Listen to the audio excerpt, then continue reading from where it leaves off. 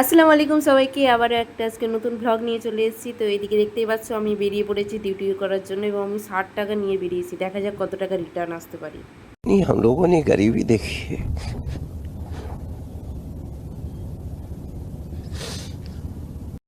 আমাদের যেহেতু টোটো আসতে একটু লেট ছিল, তাই দোকানেই চলে গেলাম।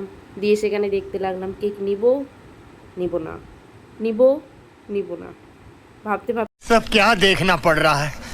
अच्छा है मैं अंधा हूँ। অনেক দেখতেই পাচ্ছ আমাদের টোটোতে চলে আসছে। এবার টোটোতে বসে যাব আমি। জায়গা শর্ট ছিল, তাও কিছু করার নেই, টাকা বাঁচানোর জন্য একটু কষ্ট করতে হয়। क्या बात है सर, क्या बात है सर, क्या बात, ये बात है। দেখতেই পাচ্ছ সবার মুখ সকাল সকাল কীরকম হয়ে আছে।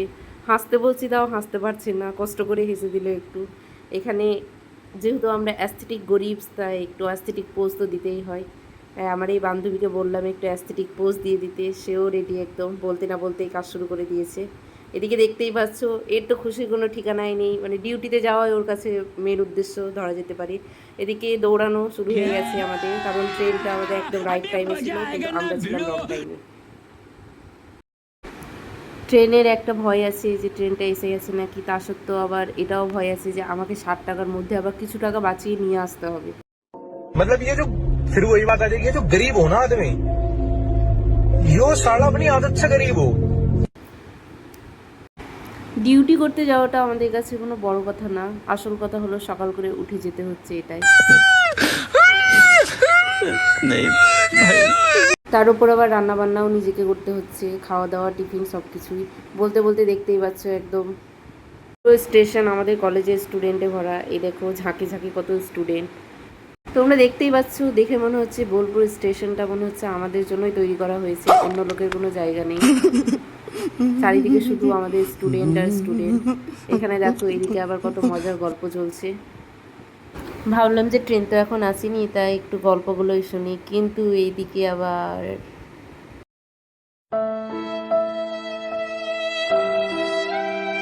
আমি কিন্তু কথার মাঝে এটাই ভুলে গেছিলাম যে আমাকে আবার ভাড়াও দিতে হবে, মানে আমার ওই 60 টাকা থেকে টাকা মাইনাস হবে। দিতে চাইছিলাম না, তাও কিছু করার নেই, আমার থেকে কেড়ে নিল টাকাটা, নিয়ে আবার পালিয়েও গেল। জানছে বিশ্বাস নেই আবার যদি নিয়ে নেয়, তাই। এদিকে আমাদের ট্রেনও এসে গেছে। সেই একটা জায়গার আশায় খুঁজতে শুরু করলাম, জায়গাটা যদি একটু পেয়ে যায়। এদিকে একটু কষ্ট করে বসার জায়গাও পেয়ে গেছি, কিন্তু দেখতেই পাচ্ছ শুধু জায়গা পেলেই তো হবে না, আমাদের মজাটাও কন্টিনিউ রাখতে হবে। এরপরেই দেখে নিলাম যে কটা বাজছে, টাইমটাও দেখে নিই, কিন্তু এদিকে দেখছি আমার হাতে ঘড়ি নেই। मतलब ये जो কথা फिर वही बात आ जाएगी, ये जो गरीब हो ना आदमी, বর্তমানে স্টেশনে নেমে পড়লাম। यो साला अपनी आदत से गरीब কত हो। ভিড়, এদিকে দৌড়ানো শুরু হয়ে গেছে, কারণ ভিড় বেশি হয়ে গেলে আবার যাওয়াটা অসুবিধা হয়ে যাবে। ওয়েদারটাও অনেক খারাপ ছিল, বৃষ্টি পড়ছিল, তাও কিছু করার নেই, বৃষ্টির মাঝে আমাদের যেতে হবে ডিউটি করতে।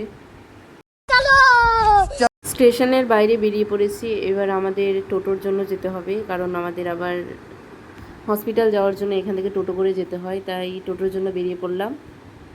দেখতেই পাচ্ছ যে ওয়েদারটা কত খারাপ আজকে, এমনকি বৃষ্টিও হচ্ছিল, ক্যামেরায় হয়তো বৃষ্টিটা বোঝা যাচ্ছে না। এদিকে আমাদের টোটো অন টাইমে চলে এসছে, তাই আমরা টোটোয় বসে রওনা দিলাম হসপিটালের জন্য।